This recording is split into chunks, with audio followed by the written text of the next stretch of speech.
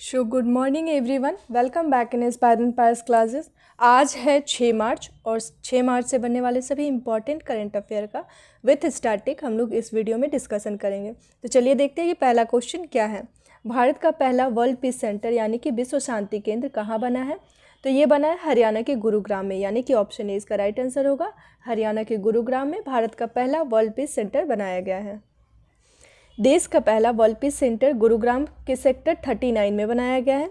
यह केंद्र जैन आचार्य लोकेश मुनि के नेतृत्व और अहिंसा विश्व भारती के प्रयासों से स्थापित किया जा रहा है। हरियाणा की राजधानी चंडीगढ़ है। मुख्यमंत्री नायाब सिंह सैनी है। राज्यपाल बंडारू दत्तात्रेय है। हरियाणा का 2 राष्ट्रीय उद्यान है, सुल्तानपुर राष्ट्रीय उद्यान और कलेश्वर राष्ट्रीय उद्यान। भारत का पहला कुछ न्यूज़ है, इसे एक बार देख लेते हैं। भारत का पहला vertical bifacial solar plant Delhi में बना। देश का पहला डिजिटल म्यूजियम ये महाराष्ट्र में खोला गया। एआई से निर्मित भारत की पहली हिंदी गायिका और मॉडल कौन बनी है? तो ये माया बनी है। इसका उच्चारण मैया किया जाता है। भारत का पहला वेटलैंड शहर उदयपुर और इंदौर ये संयुक्त रूप से बना। भारत की पहली ट्रैफिक लाइट फ्री सिटी जो है वो कोटा बना। उबर ने भारत की पहली जल परिवहन सेवा शुरू की श्रीनगर में। भारत की पहली नाइट सफारी कहाँ बनाई जा रही है? तो ये लखनऊ यानी कि यूपी के लखनऊ में। भारत के पहले ग्रीन हाइड्रोजन फ्यूल स्टेशन का उद्घाटन लद्दाख के लेह में किया जा रहा है। हाल ही में जारी देश की पहली नदी डॉल्फिन गणना रिपोर्ट के मुताबिक भारत में कुल कितनी नदी डॉल्फिन पाई गई है? तो ये पाई गई है 6327, यानी कि ऑप्शन ए इसका राइट आंसर होगा। प्रधानमंत्री नरेंद्र मोदी ने गुजरात के गिर नेशनल पार्क में राष्ट्रीय वन्यजीव बोर्ड की 7वीं बैठक की अध्यक्षता की है।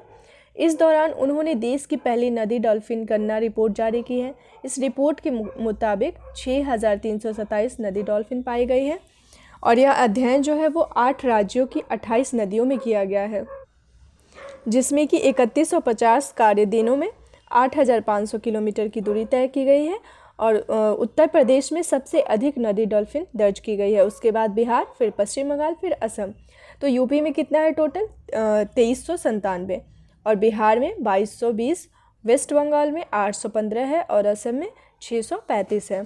तो ये लाइन से याद रखना होगा कि कौन कौन सा। पहले पे यूपी है, सेकंड बिहार और वेस्ट बंगाल थर्ड है, जहाँ पे नदी डॉल्फिन की संख्या ज़्यादा है। 2025 ऑस्कर पुरस्कार में सर्वश्रेष्ठ अभिनेता का अवार्ड किसे मिला है? तो ये मिला है एड्रियन ब्रॉडी को। एड्रियन ब्रॉडी यानी कि ऑप्शन बी इसका राइट आंसर होगा। और इनका एड्रियन ब्रॉडी ये किस मूवी के लिए जीते हैं? तो द ब्रूटलिस्ट मूवी के लिए। इनकी मूवी का नाम है द ब्रूटलिस्ट। द ब्रूटलिस्ट के लिए इन्हें मिला है। और 2024 में जो मिला था सर्वश्रेष्ठ अभिनेता का, वो किलियन मॉर्फी को मिला था। ओपेनहाइमर मूवी के लिए मिला था। और 2025 में एड्रियन ब्रॉडी को मिला है। अगला क्वेश्चन है कि यामांडू ओरसी किस दक्षिणी अमेरिकी देश के राष्ट्रपति बने हैं? तो ये बने हैं उरुग्वे के, यानी कि ऑप्शन ए इसका राइट आंसर होगा। उरुग्वे के यामांडू ओरसी राष्ट्रपति बने हैं। मार्च को यामांडू ओरसी ने दक्षिण अमेरिकी देश उरुग्वे के नए राष्ट्रपति के रूप में शपथ ली है। यामांडू ओरसी जो है वो उरुग्वे के वामपंथी गठबंधन ब्रॉड फ्रंट के नेता हैं। इन्होंने चुनाव में विपक्षी दल अल्वारो डेलगाडो को चुनाव में हराया है। उरुग्वे की राजधानी मोंटेविडियो है और यहाँ का मुद्रा पेसो है। यहाँ मैप में दिखाया गया है उरुग्वे का लोकेशन। ये दक्षिण अमेरिकी देश है। विश्व वन्य जीव दिवस कब मनाया जाता है? तो ये 3 मार्च को मनाया जाता है, यानी कि ऑप्शन ए इसका राइट आंसर होगा। अभी कुछ दिनों पहले हम लोगों ने देखा था कि 1 मार्च को क्या मनाया जाता है? तो जीरो डिस्क्रिमिनेशन डे मनाया जाता है, यानी कि विश्व भेदभाव दिवस मनाया जाता है। और 3 मार्च को विश्व वन्य जीव दिवस मनाया जाता है। संयुक्त राष्ट्र महासभा ने 3 मार्च को विश्व वन्यजीव दिवस के रूप में घोषित किया, जो कि 1973 में साइट्स पर हस्ताक्षर की वर्षगांठ का प्रतीक है। ये 2025 की थीम क्या है? कि वन्यजीव संरक्षण, वित्त, लोगों और ग्रह में निवेश।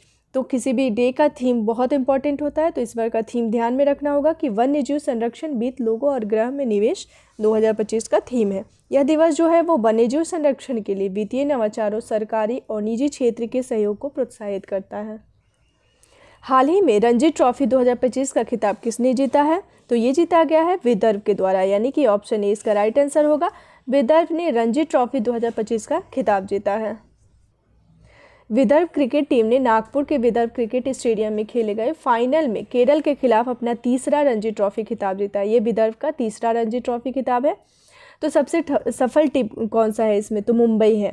मुंबई जो है वो रणजी ट्रॉफी के इतिहास में सबसे सफल टीम है, क्योंकि इसने 42 बार ये खिताब जीता है। और दूसरे पे कर्नाटक है जो 8 बार जीता है, और तीसरे नंबर पे दिल्ली है जो कि 7 बार जीता है। चौथे पे बड़ौदा है 6 बार जीतकर, और 3 बार रणजी ट्रॉफी कौन जीता है, तो ये जीता गया विदर्भ के द्वारा। पिछले दिनों का खेल से रिलेटेड कुछ करेंट है उसे देख लेते हैं। भारतीय छात्र विश्वा राजकुमार ने मेमोरी लीग वर्ल्ड चैंपियनशिप 2025 में इतिहास रचा है। रोहित शर्मा भारत और बांग्लादेश के बीच खेले गए 11,000 वनडे रन बनाने वाले दूसरे सबसे तेज खिलाड़ी बन गए हैं। मेजर ध्यानचंद खेल रत्न 2025 मनु भाकर, डी कुकेश, हरमनप्रीत सिंह और प्रवीण कुमार इन चारों को मिला है। वनडे इंटरनेशनल में सबसे तेज 4,000 रन बनाने वाली पहली भारतीय महिला खिलाड़ी बन गई है स्मृति मंदाना। मुंबई ओपन टेनिस प्रतियोगिता 2025 महिला टेनिस एसोसिएशन 125 सीरीज का एकल खिताब जिल टिशमैन के द्वारा जीता गया है। ऑस्ट्रेलियन ओपन 2025 की महिला एकल का खिताब मैडिसन कीज के द्वारा जीता गया जो कि यूएस की है, और पुरुष एकल का खिताब जैनिक सिनर के द्वारा जो कि इटली से बिलोंग करते हैं। 33वीं संतोष ट्रॉफी ये पश्चिम बंगाल के द्वारा जीता गया है। 41वां Spanish super cup 2025 FC Barcelona के द्वारा। हाल ही में IRFC के साथ किस कंपनी को नवरत्न का दर्जा दिया गया है, तो IRFC के साथ IRCTC को दिया गया है, यानी कि ऑप्शन ए इसका राइट आंसर होगा। IRCTC और IRFC दोनों को नवरत्न का दर्जा दिया गया। भारत सरकार ने भारतीय रेलवे वित्त निगम और भारतीय रेलवे खान पान एवं पर्यटन निगम यानी कि IRCTC को नवरत्न का दर्जा दिया, जो कि भारत में 25वें और 26वें नंबर के हैं। ये केंद्र सरकार ने भारतीय रेलवे वित्त निगम और भारतीय रेलवे खान पान तथा पर्यटन निगम को नवरत्न का दर्जा दिया है। IRFC जो है वो रेल मंत्रालय का एक केंद्रीय सार्वजनिक क्षेत्र उद्यम है। इसका वार्षिक कारोबार जो है वो 26,000 करोड़ रुपए से अधिक है।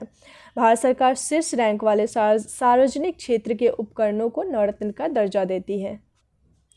PM मोदी ने वनतारा एनिमल रेस्क्यू सेंटर का उद्घाटन किस राज्य में किया है, तो ये किए हैं गुजरात में, यानी कि ऑप्शन ए इसका राइट आंसर होगा। गुजरात के जामनगर में PM मोदी के द्वारा वनतारा एनिमल रेस्क्यू सेंटर का उद्घाटन किया गया है।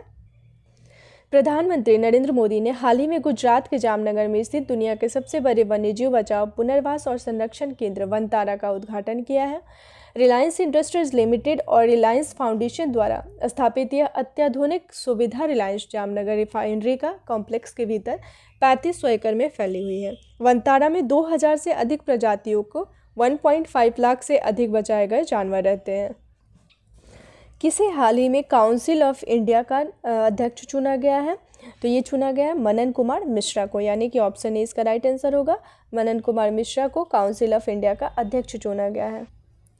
और ये जो मनन कुमार मिश्रा है वो वरिष्ठ अधिवक्ता हैं जो कि लगातार 7वीं बार चुना गया है। 7वीं बार ऐतिहासिक रूप से इन्हें बार काउंसिल ऑफ इंडिया का निर्विरोध अध्यक्ष चुना गया है। हाल ही में किसने एक राष्ट्र एक बंदरगाह पहल की शुरुआत की है, यानी कि वन नेशन वन पोर्ट नीति की शुरुआत, तो वन नेशन वन पोर्ट की शुरुआत की गई है, तो ये सर्बानंद सोनोवाल के द्वारा, यानी कि ऑप्शन ए इसका राइट आंसर होगा। सर्बानंद सोनोवाल के द्वारा वन नेशन वन पोर्ट नीति की शुरुआत की गई है। वन नेशन वन पोर्ट नीति जो है उसका मुख्य उद्देश्य क्या है कि भारत के प्रमुख बंदरगाह जो है उस पर परिचालन प्रक्रिया को मानकीकृत कर या सुव्यवस्थित करना, मतलब कि इससे बंदरगाहों का डेवलपमेंट होगा।